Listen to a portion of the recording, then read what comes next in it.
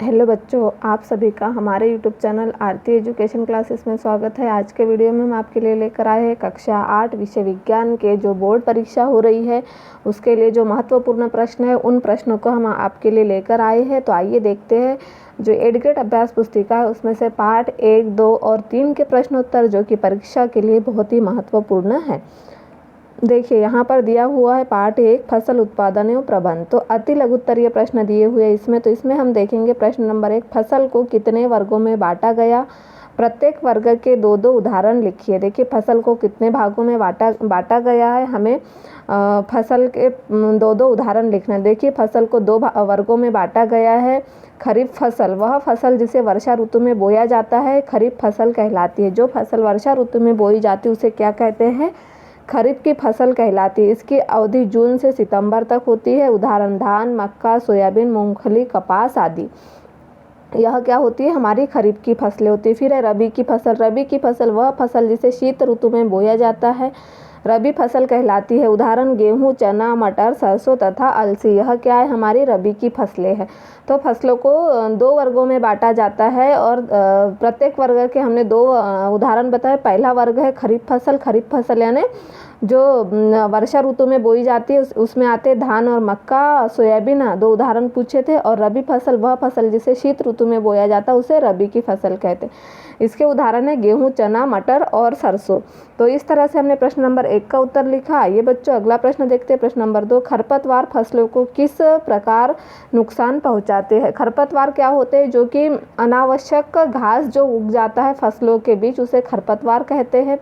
खरपतवार फसलों को निम्न प्रकार से नुकसान पहुंचाते हैं। देखिए खरपतवार ऐसे अवांछनीय पौधे है जो फसलों के साथ स्वतः ही उग जाते हैं तथा भोजन, पानी, स्थान, सूर्य प्रकाश आदि आवश्यक वस्तुएं जो पौधों के विकास के लिए आवश्यक है उससे प्रतिस्पर्धा करते हैं तथा पौधों के विकास को बाधित करते हैं। तो देखिए खरपतवार के जो नुकसान पहुंचाती है, जो फसल के लिए आवश्यक होती है जैसे कि भोजन, पानी, तो वह उनके स्थान से वह खुद ही ग्रहण कर लेते हैं, सूर्य प्रकाश भी ले लेते हैं। और खरपतवार कभी कभी इतनी बड़ी हो जाती है जो फसल है उसे वह दबा देते हैं। तो सूर्य प्रकाश सर्वप्रथम पौधों को न मिलते हुए खरपतवार को मिल जाते हैं। तो इससे क्या होता कि जो फसल है वह बड़ी न होते हुए छोटी ही रह जाती है और वह जिससे क्या होगा, उनका विकास नहीं हो पाता, तो वह विकास को बाधित करते। इस तरह से हमने प्रश्न नंबर 2 का उत्तर लिखा। आइए बच्चों प्रश्न नंबर 3 देखते हैं। मिट्टी में रहने वाले केंचुए एवं सूक्ष्म जीवों को किसान के मित्र क्यों कहा गया है। देखिए मिट्टी में रहने वाले जो सूक्ष्म जीव है केंचुए, उन्हें और सूक्ष्म जीवों को हम क्या किसान मित्र क्यों कहेंगे, क्योंकि मिट्टी में रहने वाले केंचुए एवं सूक्ष्म जीवों को किसान का मित्र कहा जाता है क्योंकि ये मिट्टी को पलटकर पोला करते हैं। वह क्या करते हैं, मिट्टी को पलट देते हैं और पोला करते हैं तथा ह्यूमस बनाते हैं जो मिट्टी जो कि पौधों की वृद्धि के लिए आवश्यक है। जिससे क्या होता है, ह्यूमस बनाने से पौधों की वृद्धि होती है। इसलिए मिट्टी में रहने वाले केंचुए और सूक्ष्म जीव किसानों के मित्र कहलाते हैं। इसके बाद हम अगला प्रश्न देखेंगे। प्रश्न नंबर 4, सीड्रिल यंत्र द्वारा बुआई करने से क्या क्या लाभ। तो देखिए सीड्रिल यंत्र से बुआई करने के जो लाभ है वह हम आपको बताएंगे इस प्रश्न नंबर 4 में।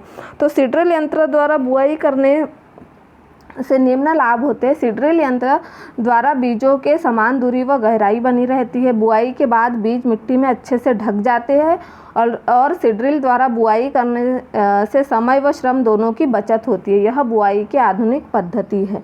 यह क्या है, बुआई की आधुनिक पद्धति है। तो यह सीड्रिल यंत्र द्वारा बीजों को समान दूरी पर डालते हैं और उसके बाद वह ढक भी जाते हैं और इससे क्या होगा कि समय और श्रम दोनों बच जाते, क्योंकि जो काम एक दिन में होता है वह सीड्रिल में 1 घंटे में काम हो जाता है। इसीलिए सीड्रिल यंत्र से बुआई करने के लाभ होते हैं इस तरह से। अगला प्रश्न है प्रश्न नंबर 5, खाद देने से फसलों को क्या क्या लाभ होते हैं। देखिए खाद देने से फसलों को निम्नलिखित लाभ होते हैं। मिट्टी की जल धारण क्षमता में वृद्धि होती है। मिट्टी भुरभुरी और सरद्र हो जाती है। गैस विनिमय सरलता से होता है।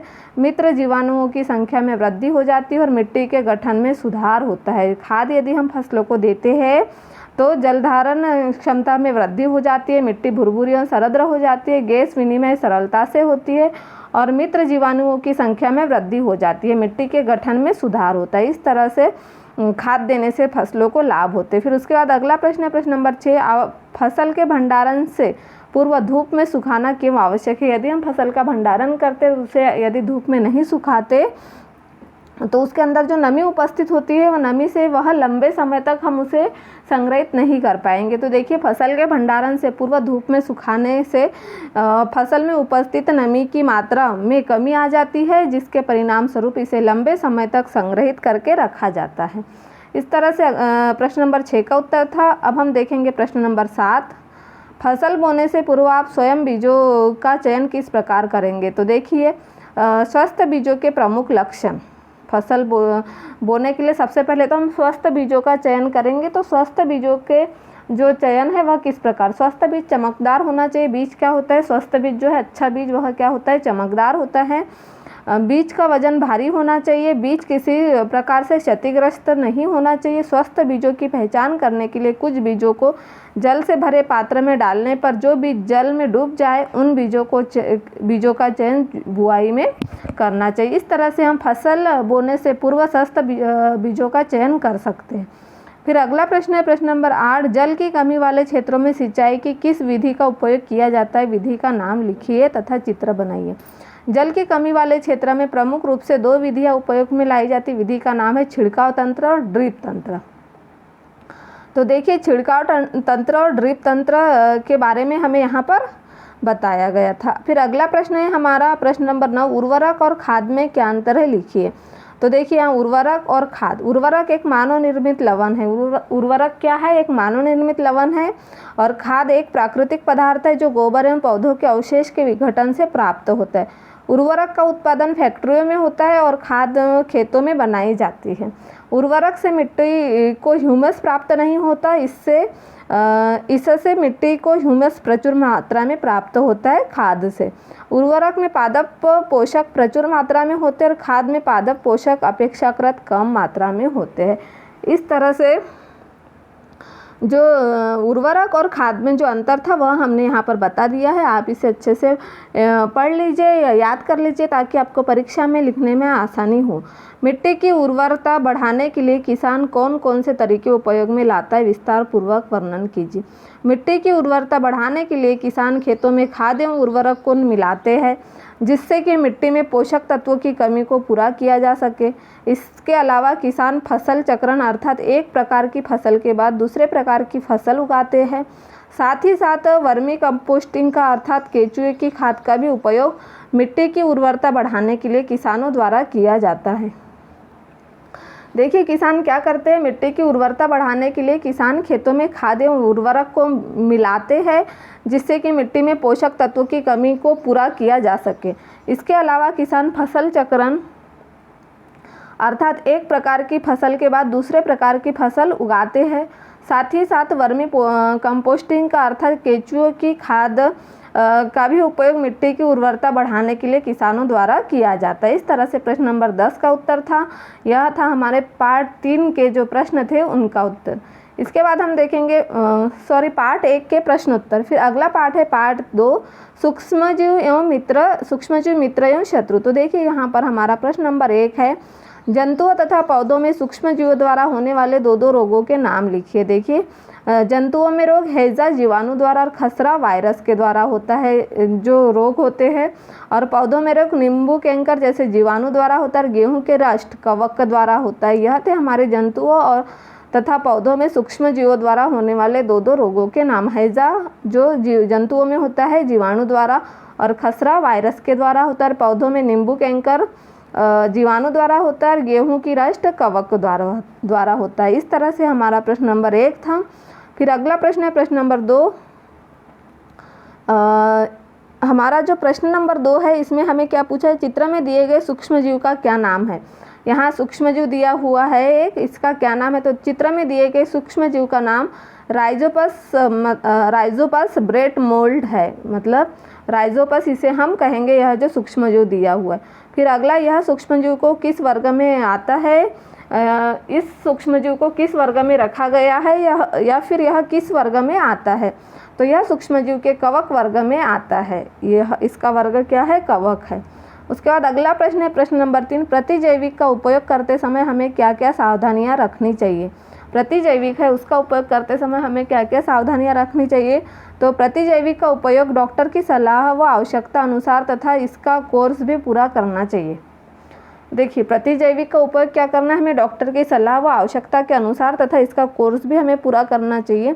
अनावश्यक रूप से प्रतिजैविक लेने पर यह शरीर के लिए उपयोगी जीवाणु भी नष्ट कर देते हैं। हम यदि अनावश्यक रूप से प्रतिजैविक लेते हैं तो यह शरीर के लिए उपयोगी जीवाणु भी नष्ट कर देती है। और सर्दी जुकाम व फ्लू में प्रतिजैविक का उपयोग नहीं करना चाहिए। जब हमें सर्दी जुकाम या फ्लू होता है तो प्रतिजैविक का उपयोग नहीं करना चाहिए। इस तरह से प्रश्न नंबर 3 का उत्तर था। आइए बच्चों अगला प्रश्न देखते हैं। प्रश्न नंबर 4, पहली ने दही जमाने के लिए गुनगुने दूध में कुछ दही मिलाकर उसे रेफ्रिजरेटर में रख दी। अगले दिन उसने देखा कि दही नहीं जमा। दही न जमने का क्या कारण था। देखिए, दूध के गर्म करने के कारण दही जमाने के लिए आवश्यक जीवाणु नष्ट हो जाने के कारण दही नहीं जमा। दूध उसने गर्म कर लिया और गर्म करने से क्या हो गया, दही जमने के लिए जो आवश्यक जीवाणु थे वह नष्ट हो गए और दूध नहीं जमा। दूध का दही नहीं बन पाया, यानी दूध नहीं जमा, यानी दही नहीं बन पाया, दही नहीं जमा। अगला प्रश्न नंबर 5, मित्रवत सूक्ष्मजीव क्या होते हैं, वे हमारे लिए क्यों उपयोगी है। देखिए, मित्रवत सूक्ष्मजीव क्या है और यह हमारे लिए क्यों उपयोगी है। तो मित्रवत सूक्ष्मजीव हमारे दैनिक जीवन के लिए उपयोगी व सहायक होते हैं, जो हमारे लिए महत्वपूर्ण कार्य करते हैं। जो मित्रवत सूक्ष्मजीव है हमारे दैनिक जीवन के लिए क्या है, उपयोगी व सहायक होते हैं, जो हमारे लिए महत्वपूर्ण कार्य करते, जैसे दही, पनीर, अचार, पापड़, सिरका, प्रतिजैविक चाय पत्ती, अल्कोहल व अन्य आवश्यक वस्तुओं के निर्माण में यह क्या करते हैं। जो मित्र और सूक्ष्मजीव है यह हमारे दैनिक जीवन में बहुत ही सहायक होते हैं और यह हमारे लिए महत्वपूर्ण कार्य करते, जैसे दही जमने में, पनीर बनाने में, अचार, पापड़, सिरका, प्रतिजैविक चाय पत्ती, अल्कोहल आदि के लिए यह इसके निर्माण में मित्र और सूक्ष्मजीव का उपयोग होता है। फिर अगला प्रश्न है प्रश्न नंबर 6, वैक्सीन टीका हमारे शरीर में किस प्रकार कार्य करता है। देखिए, जो वैक्सीन है, वैक्सीन हमारे शरीर में किस प्रकार कार्य करता है। तो टीका हमारे शरीर में आने वाले जीवाणु या वायरस आदि से लड़ने के लिए तैयार करता है। जो टीका हमारे शरीर में लगता है तो जिससे क्या होगा, टीका हमारे शरीर में आने वाले जीवाणु या वायरस आदि से लड़ने के लिए तैयार करता है। टीका एक जीवाणु के शरीर का उपयोग करके बनाया गया द्रव्य है। टीका क्या है, एक जीवाणु, टीका क्या है, एक प्रकार के टीका एक जीवों के शरीर का उपयोग करके बनाया गया द्रव्य है, जिसके प्रयोग से शरीर में किसी रोग विशेष से लड़ने की क्षमता बढ़ जाती है। टीका लगाने का मुख्य प्रयोजन बिना रोग उत्पन्न किए शरीर में रोग निरोधी प्रतिरक्षी का निर्माण करना है। इसीलिए इस शरीर में वैक्सीन टीका लगाते हैं और वह हमारे शरीर में कार्य करती है। फिर अगला प्रश्न है प्रश्न नंबर 7, पहली ने आधा किलो आटा लेकर उसमें थोड़ी सी चीनी डालकर गर्म जल मिलाया तथा 1 चुटकी ईस्ट पाउडर मिलाकर गूंथ लिया। 2 घंटे पश्चात उसने देखा आटा फूल गया। पहले के निम्न प्रश्नों के उत्तर देने में मदद कीजिए। देखिए, आटे के फूलने में यीस्ट किस प्रकार सहायक है। तो देखिए, यीस्ट को जब आटे में मिलाकर कुछ देर रखा जाता है तो इसमें कार्बन डाइऑक्साइड और अल्कोहल का निर्माण हो जाता है और आटा फूल जाता है। यीस्ट क्या है, यीस्ट को जब आटे में मिलाकर कुछ देर रखा जाता है तो इसमें कार्बन डाइऑक्साइड और अल्कोहल का निर्माण हो जाता है और आटा फूल जाता है। इसीलिए पहले ने जो आधा किलो आटे में यीस्ट मिलाकर रखा था तो वह फूल गया। यीस्ट का उपयोग किस उद्योग में किया जाता है। तो यीस्ट का उपयोग ब्रेड, पेस्ट्री और केक उद्योग में किया जाता है आटे को फुलाने के लिए। क्या इडली व डोसा बनाने में यीस्ट का उपयोग होता है। हाँ, इडली व डोसा बनाने में भी यीस्ट का उपयोग होता है, तभी इडली और डोसा फूलता है। इस तरह से हमने पहले के सवालों के जवाब दिए। अगला प्रश्न है हमारा प्रश्न नंबर 8, साधारण नमक को किस प्रकार परिरक्षक के रूप में उपयोग करते हैं। तो साधारण नमक का उपयोग मांस एवं मछली के परिरक्षक के लिए काफ़ी लंबे अरसे से किया जा रहा है। जो साधारण नमक है उसका उपयोग क्या करते हैं, मांस मछली के परिरक्षक के लिए काफ़ी लंबे अरसे से किया जा रहा है। जीवाणु की वृद्धि रोकने के लिए मांस तथा मछली को सूखे नमक से ढक देते हैं और नमक का उपयोग आम, आंवला या इमली के परिरक्षक में भी किया जाता है। क्या करेंगे हम, मांस तथा मछली को सूखे नमक से ढक देते हैं जीवाणु की वृद्धि रोकने के लिए। और नमक का उपयोग आम, आंवला एवं इमली के परिरक्षक में भी किया जाता है। इस तरह से प्रश्न नंबर 8 का उत्तर था। आइए बच्चों अगला प्रश्न देखते हैं, दीर्घ उत्तरीय प्रश्न नंबर 9। नाइट्रोजन चक्र को आरेख द्वारा प्रदर्शित कीजिए। ये क्या है, हमारा नाइट्रोजन चक्र है। तो देखिए यहाँ पर मिट्टी में उपस्थित नाइट्रोजन के यौगिक, जो नाइट्रोजन के यौगिक, तो इसे पौधों द्वारा अवशोषण होता है। फिर मिट्टी में उपस्थित नाइट्रोजन यौगिक कहाँ जाते हैं, उत्सर्जन, जीवों की मृत्यु द्वारा उत्पन्न नाइट्रोजन अपशिष्ट होते हैं। फिर ये जाएगा जीवाणु द्वारा नाइट्रोजन यौगिक का गैसीय नाइट्रोजन में परिवर्तन, और पौधों द्वारा अवशोषण में जंतुओं द्वारा पौधों का खाना।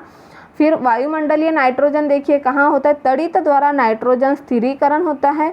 और वायुमंडलीय नाइट्रोजन का जीवाणु एवं नीले हरे शैवाल द्वारा स्थिरीकरण होता है। और जीवाणु द्वारा स्थिर नाइट्रोजन को नाइट्रोजन जनी यौगिकों में परिवर्तन करना। फिर उसके बाद वह कहाँ आएगा, मिट्टी में उपस्थित नाइट्रोजन के यौगिक में वह फिर से आ जाएगा। तो इस तरह से हमने वायुमंडलीय नाइट्रोजन, जो नाइट्रोजन चक्र है, उसके यहाँ पर आरेख द्वारा प्रदर्शित किया है। उसके बाद है हमारा मनुष्य में सूक्ष्मजीवों द्वारा होने वाले सामान्य रोग, उनके रोगजनक सूक्ष्मजीव तथा रोग से बचाव के उपायों को तालिकाबद्ध कीजिए। तो देखिए यहाँ पर मनुष्य के सूक्ष्मजीवों द्वारा होने वाले सामान्य रोग यहाँ पर दिए हुए। देखिए रोग, रोग कारक, संचरण और बचाव के उपाय। तो क्षय रोग, सबसे पहला रोग क्या है, क्षय रोग जीवाणु रोग कारक। यह किसके द्वारा होता है, जीवाणु के द्वारा होता है, और इसका संचरण वायु से होता है। और यह रोगी व्यक्ति को अलग रखना है, इसका बचाव क्या है, रोगी व्यक्ति को हम अलग रख सकते हैं। फिर खसरा वायरस इसका रोग है, कारक है, और यह संचरण वायु के द्वारा होता है, रोगी व्यक्तियों को अलग रखना चाहिए। चिकन पॉक्स यह वायरस के द्वारा होता है, और संचरण कैसे होता है, इसका वायु से या संपर्क, एक दूसरे के संपर्क में आने से, और रोगी व्यक्ति को अलग स्थान पर रखना है। पोलियो वायरस से होता है, वायु जल, रोगी व्यक्ति को अलग स्थान पर रखना है। हैजा यह जीवाणु द्वारा होता है, जो जल भोजन से संचरण होता है, और व्यक्तिगत स्वच्छता एवं अच्छी आदतों से हैजा को हम खत्म कर सकते। फिर टाइफाइड, टाइफाइड क्या है, जीवाणु के द्वारा होता है, और इसका संचरण जल से होता है। व्यक्तिगत स्वच्छता और टीकाकरण इसके बचाव के उपाय हैं। हेपेटाइटिस क्या है, यह रोगकारक वायरस है, इसका संचरण जल से होता है। उबला जल और टीकाकरण इसके बचाव के उपाय है। मलेरिया प्रोटोजोआ मच्छर, यह मच्छरदानी का प्रयोग और मच्छर मार से हम मलेरिया जो रोग प्रोटोजोआ से होता है, उसका संचरण मच्छर से होता है, उसका उपाय है मच्छरदानियों से और मच्छर मार से इसका बचाव का उपयोग कर सकते हैं। इस तरह से हमें जो रोग थे, क्षय रोग, खसरा, चिकन पॉक्स, पोलियो, हैजा, टाइफाइड, हेपेटाइटिस और मलेरिया, यह किस कारक से होता है और इसका संचरण किससे होता है और इसके बचाव के उपाय हमने इस तालिका में आपको बता दिए हैं। आइए बच्चों अगला प्रश्न पाठ देखते हैं, पाठ क्रमांक 3, जो कि आपकी परीक्षा के लिए बहुत ही महत्वपूर्ण है। यहाँ पर देखेंगे पाठ 3, संश्लेषित रेशे और प्लास्टिक। हमारे पाठ का नाम है संश्लेषित रेशे और प्लास्टिक। यहाँ पर देखेंगे नायलॉन के किस गुण के कारण उसका उपयोग कपड़ों के निर्माण में होता है। नायलॉन का जो गुण है वह कौन से गुण के कारण उसका उपयोग हम कपड़ों में करते हैं, तो नायलॉन रेशा प्रबल, प्रत्यास्थ और हल्का होता है। यह चमकीला और धुलने में सुगम है। अतः यह कपड़ों के निर्माण हेतु बहुत प्रचलित हुआ। नायलॉन एक मानव निर्मित रेशा है। इसे 1931 में बिना किसी प्राकृतिक कच्चे माल का उपयोग किए बनाया गया। नायलॉन क्या है, नायलॉन रेशा प्रबल, प्रत्यक्ष और हल्का था। यह चमकीला भी था और धुलने में सुगम भी था। अतः यह कपड़ों के निर्माण हेतु बहुत प्रचलित हुआ। नायलॉन का एक मानव निर्मित रेशा इसे 1931 में बिना किसी प्राकृतिक कच्चे माल के उपयोग किए बनाया गया। फिर अगला प्रश्न है हमारा, बरसात के दिनों में आप संश्लेषित रेशे और प्राकृतिक रेशे में से किस रेशे से निर्मित छाते का प्रयोग करेंगे। तो देखिए बरसात के दिनों में हम संश्लेषित रेशे से निर्मित छाते का प्रयोग करेंगे, क्योंकि ये शीघ्र या जल्दी सूखते हैं और अधिक टिकाऊ, कम महंगे और आसानी से उपलब्ध एवं रखरखाव में सुविधाजनक होते हैं। बरसात के दिनों में यदि हम सूती कपड़े का छाता उपयोग करेंगे तो वह सूखेगा नहीं, वह गीला ही रहेगा। तो बरसात के दिनों में हम संश्लेषित रेशे से निर्मित छाते का प्रयोग करेंगे, क्योंकि ये शीघ्र या जल्दी सूखते हैं, अधिक टिकाऊ, कम महंगे और आसानी से उपलब्ध और रख रखाव में सुविधाजनक होते हैं। फिर अगला प्रश्न है हमारा प्रश्न नंबर 3, खाद्य पदार्थ का संचयन करने हेतु प्लास्टिक पात्रों के उपयोग के 3 प्रमुख लाभ लिखिए। तो देखिए, खाद्य पदार्थों का संचयन करने हेतु प्लास्टिक पात्रों के उपयोग के लाभ। तो खाद्य पदार्थों का संचयन करने हेतु प्लास्टिक पात्रों के उपयोग के 3 प्रमुख लाभ है। प्लास्टिक धातुओं की अपेक्षा सस्ते होते हैं। प्लास्टिक क्या है? धातुओं की अपेक्षा सस्ते होते हैं। यह हल्के, प्रबल व चिरस्थायी होते हैं। यह क्या होते हैं? हल्के, प्रबल और चिरस्थायी होते हैं। इन्हें विभिन्न आकारों और साइजों में ढाला जा सकता है। इन्हें क्या कर सकते हैं? हम विभिन्न प्रकार के आकारों में और साइजों में हम इन्हें ढाल सकते हैं। इस तरह से हम खाद्य पदार्थों का संचयन करने हेतु प्लास्टिक पात्रों का उपयोग कर सकते हैं, जिसके हमें 3 लाभ है जो हमने यहाँ पर बता दिए हैं। आइए बच्चों, अगला प्रश्न देखते हैं। प्रश्न नंबर 4, क्या कारण है कि आग बुझाने वाले कर्मचारियों के कपड़े पर आग बुझाते समय आग नहीं लगती? तो देखिए, आग बुझाने वाले कर्मचारियों के कपड़े पर मेलमाइन प्लास्टिक की परत चढ़ी होती है। उनके कपड़े पर कौन सी परत चढ़ी होती है? मेलमाइन प्लास्टिक की, जिसे उसे अग्निरोधक बनाती है, जिसके कारण आग बुझाते समय आग नहीं लगती। आग बुझाने वाले जो कर्मचारियों के जो कपड़े होते हैं उस पर मेलमाइन प्लास्टिक की परत चढ़ी होती है, जो उसे अग्निरोधक बनाती है, जिसके कारण आग बुझाते समय आग नहीं लगती। यह था हमारे प्रश्न नंबर 4 का उत्तर। आइए बच्चों, अगला प्रश्न देखते हैं। प्रश्न नंबर 5, तालिका में रेशों से निर्मित कुछ वस्तुएं दी है, जिन्हें प्राकृतिक और कृत्रिम रेशों से निर्मित वस्तुओं में विभाजित कीजिए। तो देखिए, वस्तु का नाम और रेशे का प्रकार। वस्तु का नाम ऊनी स्वेटर। क्या है यह? ऊनी स्वेटर प्राकृतिक रेशे से बनता है। दांत साफ करने का ब्रश कृत्रिम रेशे से बनता है, यह प्लास्टिक का होता है। और ऊनी स्वेटर, यह भेड़ों के बालों से जो ऊन बनता है उससे स्वेटर बनाते हैं, इसीलिए प्राकृतिक रेशा है।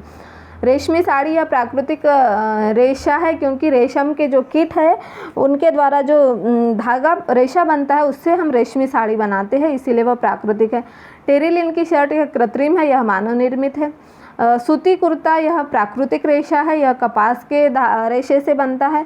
पीटी से बनी बोतलें यह कृत्रिम रेशे से बनी हुई बोतलें हैं। तो इस तरह से हमने तालिका में जो रेशे दिए हैं उनसे रेशे का प्रकार और वह प्राकृतिक है या कृत्रिम है इस बारे में आपको बता दिया है। अगला प्रश्न है प्रश्न नंबर 6, कचरे के ढेर से गाय व अन्य जानवर खाद्य अपशिष्ट के साथ साथ पॉलीथीन की थैली व खाद्य पदार्थों के रैपर भी निगल लेते हैं, इससे उनको क्या नुकसान हो सकता है? तो देखिए बच्चों, हम आपको बता दे रहे हैं, जो कचरे के ढेर से गाय व अन्य जानवर के खाद्य अपशिष्ट के साथ साथ पॉलीथीन की थैली व खाद्य पदार्थों के रैपर भी निगल लेते हैं, जिसके कारण कभी कभी भोजन उनकी श्वास नली में अटक जाता है। उनके जो श्वास नली है उसमें भोजन अटक जाता अथवा आमाशय में एक अस्तर बनाते हैं और अंततः यह उनकी मृत्यु का कारण बन जाते। जो प्लास्टिक की थैलियाँ है वह विघटित नहीं है, तो क्या होता है कि वो प्लास्टिक की थैलियाँ उनके आमाशय में जाकर एक प्रकार से अस्तर बना लेती है और कुछ चीज़ें उनके श्वास नली में भी अटक जाती है, तो जिससे क्या होगा, यह उनकी मृत्यु का ही कारण बन जाता है।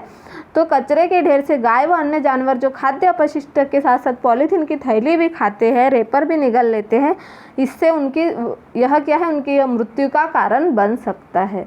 इस तरह से हमने प्रश्न नंबर 6 का उत्तर लिखा।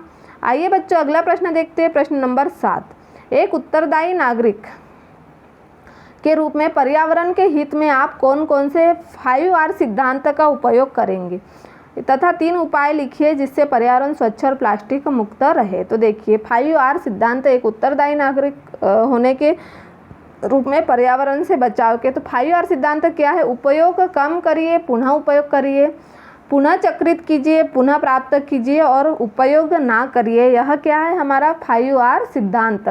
तो 5R सिद्धांत के उपयोग से हम क्या कर सकते हैं, पर्यावरण को स्वच्छ एवं प्लास्टिक मुक्त कर सकते हैं। तो देखिए इसके उपाय, कचरे का सही निपटान करना है। हमें क्या करना है, कचरे का इससे सही निपटान करना है और प्लास्टिक का सीमित उपयोग करना है इसके लिए हमें।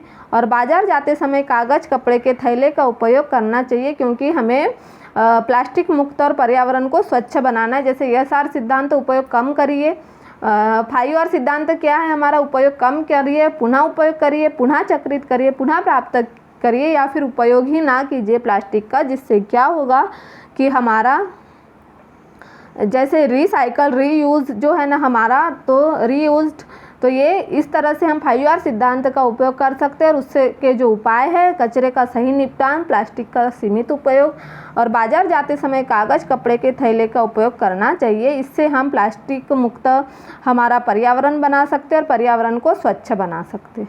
अगला प्रश्न है हमारा प्रश्न नंबर 8, थर्मोप्लास्टिक और थर्मोसेटिंग प्लास्टिक में उदाहरण सहित अंतर लिखिए। जो थर्मोप्लास्टिक और थर्मोसेटिंग में प्लास्टिक के हमें उदाहरण सहित अंतर लिखना है। देखिए, थर्मोप्लास्टिक ऐसा प्लास्टिक जो गर्म करने पर आसानी से विकृत हो जाता है। जो थर्मोप्लास्टिक है वह क्या है, ऐसा प्लास्टिक जो गर्म करने पर आसानी से विकृत हो जाता है और सरलतापूर्वक मुड़ जाता है। जिससे क्या वह क्या है, सरलतापूर्वक मुड़ जाता है और थर्मोप्लास्टिक कहलाता है। इसे क्या कहेंगे हम, थर्मोप्लास्टिक। उदाहरण के लिए पॉलीथीन और पीवीसी थर्मोप्लास्टिक के कुछ उदाहरण हैं। पॉलीथीन और पीवीसी क्या है, थर्मोप्लास्टिक के कुछ उदाहरण हैं। और थर्मोसेटिंग ऐसा प्लास्टिक जिसे एक बार सांचे में ढाल दिया जाता है तो उन्हें ऊष्मा देकर गर्म नहीं किया जा सकता। देखिए, ऐसा प्लास्टिक जो एक बार सांचे में ढाल देते तो उसे ऊष्मा देकर गर्म नहीं किया जा सकता, ये थर्मोसेटिंग प्लास्टिक कहलाते हैं। उदाहरण के लिए बेकेलाइट और मेलामाइन। बेकेलाइट तथा ऊष्मा और विद्युत का कुचालक है। बेकेलाइट और मेलामाइन क्या है, ऊष्मा और विद्युत का कुचालक है। इसीलिए हमने देखा था पिछले प्रश्न में कि जो आग बुझाने वाले कर्मचारी होते हैं उनके कपड़ों पर मेलामाइन प्लास्टिक की शर्ट बनी होती है, उनके शर्ट पर मेलामाइन प्लास्टिक लगी होती है जो कि ऊष्मा का कुचालक है। तो इस तरह से हमने थर्मोप्लास्टिक और थर्मोसेटिंग प्लास्टिक के उदाहरण देकर यहाँ पर समझाया है। आइए बच्चों, अगला प्रश्न देखते हैं, प्रश्न नंबर 9, जहाँ तक संभव हो प्लास्टिक के उपयोग से बचिए, इस कथन की व्याख्या कीजिए। देखिए, 5R सिद्धांत है, उसके बाद भी हमें पूछा गया कि जहाँ तक संभव हो प्लास्टिक के उपयोग से बचिए। तो सबसे पहले तो हमें 5R सिद्धांत का उपयोग करना है। देखिए, जहाँ तक संभव हो प्लास्टिक के उपयोग से बचिए, क्योंकि यह कई वर्षों तक अपघटित नहीं होती, यह पर्यावरण हितैषी नहीं है, इसे जलाने पर विषैली गैसें उत्सर्जित होती है और भूमि में एक परत बनाकर यह वर्षा के जल को भूमिगत नहीं होने देती। जब हम जलाते भी हैं तो उसकी क्या है, एक परत बन जाती है जो कि वर्षा के जल को भूमिगत नहीं होने देती है, और जिससे जल स्तर में कमी आती है तथा नालियों में फंस जाने के कारण गंदगी सड़कों पर आती है, प्लास्टिक फंस जाती। अतः अनेक कारण हैं जो हमें इसके उपयोग को रोकने या कम करने के लिए प्रेरित करती है। तो हमें प्लास्टिक को रोकने के लिए 5R सिद्धांत का उपयोग करना चाहिए और जहाँ तक संभव हो सके हमें प्लास्टिक का उपयोग ही नहीं करना चाहिए, क्योंकि यह पर्यावरण की हितैषी नहीं है और इसे जलाने पर विषैली गैसें भी उत्सर्जित होती है। और भूमि में यह क्या करती है, प्लास्टिक एक परत बनाकर यह वर्षा के जल को भूमिगत नहीं होने देती है, जिससे जल स्तर में कमी आती है तथा नालियों में फंस जाने के कारण गंदगी सड़कों पर आती है। इस तरह से हम जहाँ तक संभव हो प्लास्टिक का उपयोग से हमें बचना चाहिए। फिर अगला प्रश्न है हमारा प्रश्न नंबर 10। देखिए, जो हमारा प्रश्न नंबर 10 है, जैव निम्नीकरण तथा अजैव निम्नीकरण में अंतर स्पष्ट कीजिए। हमें जैव निम्नीकरण और अजैव निम्नीकरण में अंतर स्पष्ट करना है। जैव निम्नीकरणीय पदार्थ जो प्राकृतिक प्रक्रिया जैसे जीवाणु की क्रिया द्वारा अपघटित हो जाते हैं, जैव निम्नीकरण कहलाते हैं। जैव निम्नीकरण क्या है, पदार्थ जो प्राकृतिक प्रक्रिया जैसे जीवाणु की क्रिया द्वारा अपघटित हो जाते हैं उसे हम क्या कहेंगे, जैव निम्नीकरण कहलाएंगे। और जैव अनिम्नीकरणीय पदार्थ जो प्राकृतिक परीक्षाओं द्वारा सरलता से विघटित नहीं होती उसे जैव अनिम्नीकरण कहलाता है। जैव अनिम्नीकरण पदार्थ क्या है, वह प्राकृतिक प्रक्रिया द्वारा सरलता से विघटित नहीं होता। फिर हमें देखिए यहाँ पर नीचे कुछ अपशिष्ट के प्रकार दिए गए हैं, उन्हें जैव निम्नीकरण व जैव अनिम्नीकरण में विभाजित करना है। तो देखिए, अपशिष्ट के प्रकार, पदार्थ की प्रकृति, जैव निम्नीकरण और जैव अनिम्नीकरण। ऊनी स्वेटर, ऊनी स्वेटर क्या है, जैव निम्नीकरण है। दांत साफ करने का ब्रश जैव अनिम्नीकरण है, यह विघटित नहीं होता। रेशमी साड़ी जैव निम्नीकरण है। टेरिलिन की शर्ट जैव निम्नीकरणीय है। सूती कुर्ता जैव निम्नीकरणीय है। पीईटी से बनी बोतलें जैव निम्नीकरणीय है। तो इस तरह से हमने जो हमारा प्रश्न था, प्रश्न नंबर 10, जैव निम्नीकरणीय तथा अजैव निम्नीकरणीय में अंतर स्पष्ट किया तथा उन्हें उनके उदाहरण देकर भी हमने आपको यहाँ पर अपशिष्ट जो दिए उन्हें जैव निम्नीकरण और अजैव निम्नीकरणों में विभाजित भी किया है। इस तरह से आज के वीडियो में हम आपके लिए लेकर आए थे जो कक्षा 8वीं की 8th ग्रेड अभ्यास पुस्तिका विषय पर्यावरण, विषय विज्ञान, कक्षा 8, जो कि वार्षिक परीक्षा के लिए बहुत महत्वपूर्ण है।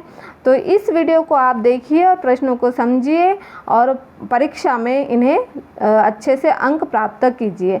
इस तरह से यदि आपको हमारा वीडियो अच्छा लगे तो इसे लाइक कीजिए, शेयर कीजिए और सब्सक्राइब कीजिए और बेल आइकन को प्रेस करना ना भूलिए ताकि आपको हमारे आने वाले वीडियो के नोटिफिकेशन मिलते रहेंगे।